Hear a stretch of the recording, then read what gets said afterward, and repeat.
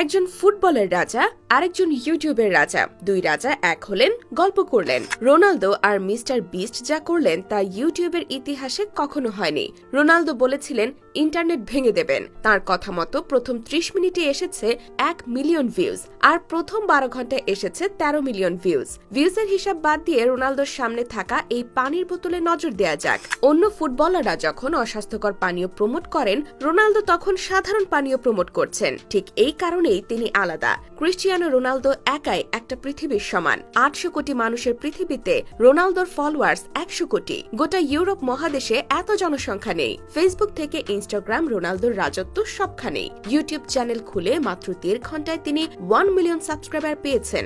এক সপ্তাহ না যেতেই পেয়ে যান 50 মিলিয়ন সাবস্ক্রাইবার। ইনস্টাগ্রামে তাঁর ফলোয়ার 63 কোটি 90 লাখ, যা বিশ্বে মোট জনসংখ্যার প্রায় 8%। রোনালদো আলাদা একটা ব্র্যান্ড। রোনালদোর জনপ্রিয়তা দেখে খোদ মিস্টার বিস্ট বিস্মিত।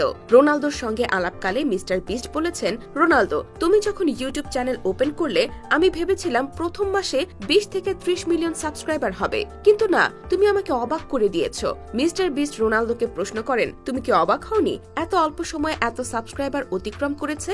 উত্তরে রোনালদো বলেন, এটা ভালো ছিল, কিন্তু আমি অবাক হইনি। কেনই বা অবাক হবেন? রোনালদো নিজেও জানেন তার জনপ্রিয়তা আকাশ সমান। একবার মাত্র 4 সেকেন্ডে তিনি কোকা কোলাকে হাজার হাজার কোটি টাকার ক্ষতির মুখে ফেলেছিলেন।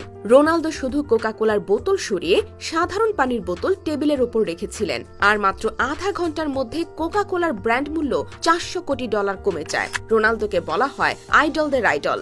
ভিনিয়াস জুনিয়র, রদ্রিগোরা রোনালদোর মতো করে গোল উদযাপন করে। এমনকি মেসির দেশের তরুণ ফুটবলার গার্নাচো রোনালদোর অন্ধভক্ত। বিরাট কোহলি, এমবাপ্পেরাও রোনালদোকে আইডল মানে। রোনালদোর হেটার্সও অনেক। সমালোচকদের উদ্দেশ্যে রোনালদো বলেন, আপনার ভালোবাসা আমাকে শক্তিশালী করে, আপনার ঘৃণা আমাকে অপ্রতিরোধক করে। রোনালদো ফুটবল জগতের মানুষ হলেও ইউটিউব জগতের মিস্টার বিস্টের সঙ্গে একটা জায়গায় তাঁদের মিল রয়েছে, তারা দুজনই প্রচুর দান করেন। 2015 সাল নেপালে ঘটে যায় স্মরণকালের সবচেয়ে ভয়াবহ ভূমিকম্প। রোনালদোর কানে সেই খবর পৌঁছে যায়। খবর পাওয়া যায় সাথে সাথে তিনি দান করেন $79 লাখ, বাংলাদেশি মুদ্রায় যা প্রায় 63 কোটি টাকার সমান। প্রলয়ঙ্করী সেই ভূমিকম্পে নেপালে 8,000-এরও বেশি মানুষ প্রাণ হারিয়েছিল। তুরস্ক ভূমিকম্পেও তিনি ক্ষতিগ্রস্তদের পাশে দাঁড়িয়ে প্রশংসিত হয়েছিলেন। এই ভূমিকম্পে রোনালদোর খুদে ভক্ত 10 বছরের শিশু নাবিল সাইদ সর্বস্ব হারিয়েছিল।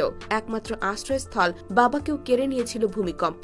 খুদে ভক্তের এমন দুর্দিনে পাশে দাঁড়াতে ভোলেননি রোনালদো। নাবিল সাইদের সঙ্গে দেখা করে তাঁর পড়াশোনার যাবতীয় দায়িত্ব নেন পর্তুগিজ মহাতারকা।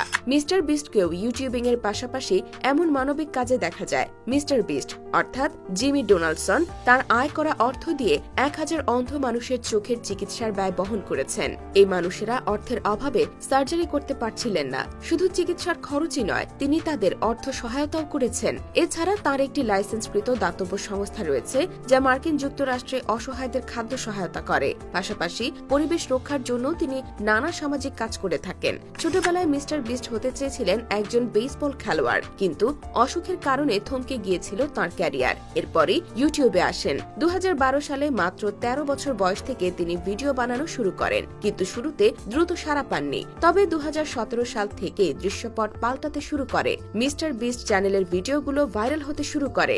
এখন তিনি সাফল্যের সর্বোচ্চ পর্যায়ে। রোনালদোর মতো মহাতারকা যাকে অতিথি হিসেবে ডাকে, সে নিজেও মহাতারকা।